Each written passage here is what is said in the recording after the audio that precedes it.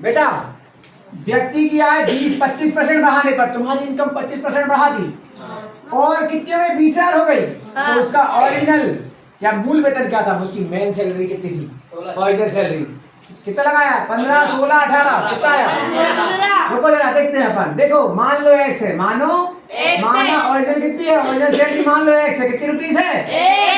अब सुनना, ये ओरिजिनल सैलरी में कितना परसेंट बढ़ाया? 25% बढ़ाया। इसका 25% कैसे निकालेंगे? इसमें 25 गुणा करके 100 से ये मिला के कितना दिया है? तो 20,000। देख लो बेटा एक्स कितना आ रहा है। एक्स क्या ले लो? कॉमन। चलो कॉमन क्या ऐसे मिलो? ऐसे कितना आएगा? 100 का एक्स में 100 और 25 का एक्स में 25 बराबर बेटा 25 और कितने हो जाएंगे? 125। इसे लिख लो डायरेक्ट 125 एक्स और नीचे कितना है?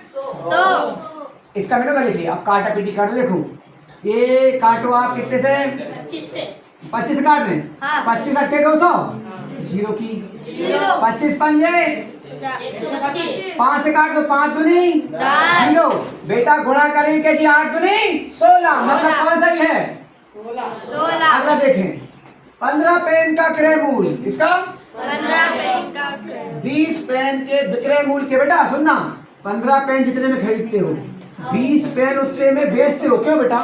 15 पेन जितने में लेके आ रहे 20 पेन उतने में बेच रहे हो, मतलब हानि कमा रहे हो। कितना परसेंट हानि होगी? 25, 20, 15 क्या होगी? चलो देखते हैं, सब देख रहे हैं यहाँ।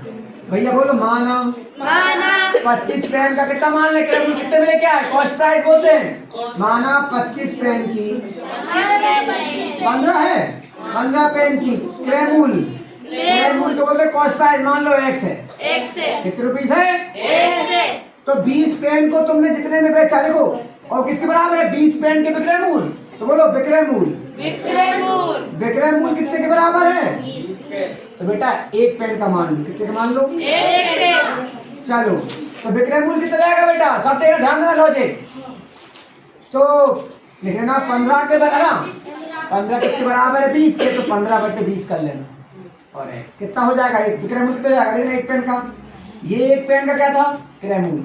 एक पेन का विक्रय मूल्य काटना बेटा 15 एक कम 5 दिया 15 5 चुके 3x/4 जाएगा। कितना जाएगा? और आपको हानि परसेंट निकाली। बोलो हानि परसेंट। हानि परसेंट निकालना हो सुनना ध्यान देना। हानि बटे कितने में लेके आए थे? बोलो क्रय मूल्य इंटू 100। ये होता हानि का परसेंट। हानि कैसे निकालोगे? इसमें से घटा देना। हानि कैसे चलती है? इसमें से भाई जितने में लेके है ना खरीदा था जितने बेचा उससे पता चलती ना हानि। हानि कैसे पता चल जाएगी? जितने में लिया था और जितने से बेचा घटा दो, हानि पता चल जाएगी। और बटे लिया कितने का था? एक्स का इंटू 100। तो बेटा एक्स का ले लेना कॉमन। ले लेना कॉमन। क्या बचेगा? 1। चलो तो कॉमन तो यही कर लो। ऐसे में लो कितना जाएगा? 4 का एक्स में और 3 से कम नीचे अपॉन में कौन है?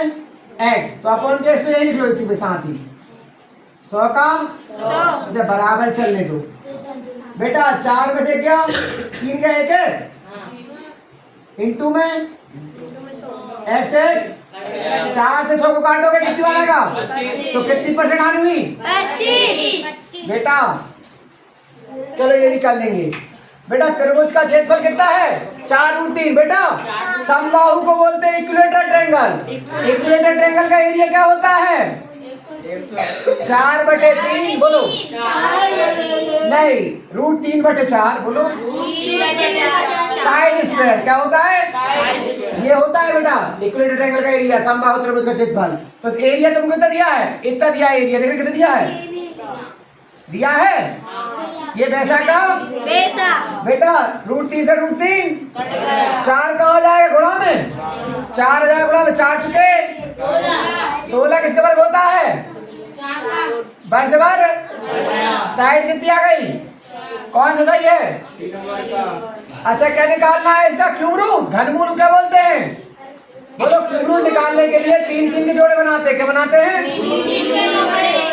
पहले आपको क्यूब पता होना चाहिए बेटा। 1 का क्यूब 2 का cube 3 cube, 27 4 cube, 5 cube, 5 cube 125 6 cube. 212 बेटा इससे ज्यादा नंबर नहीं है आपके जोड़े में। चलो ये 6 आ रहा है ना, 6 किससे पीछे आता है, देख रहे हो ना, 6 आता है किसके पीछे, तो भैया ये तो हो जाएगा 6। क्या हो जाएगा ये क्यूब रूट, मतलब ये निकालना, ये क्यूब रूट बोलते हैं इसको। तो एक नंबर क्या जाएगा। अब ये देखेंगे दूसरा पेयर देखेंगे 175। 175 बताओ किससे, इन दोनों के बीच में है ना, 216 छोटा है और 125 से बड़ा है, तो कौन आ जाएगा 5 जाएगा यहाँ। तो क्या जाएगा बेटा ये। चलो बाकी ये तो अपन कर लेंगे है ना, ये तुम भी कर सकते हो।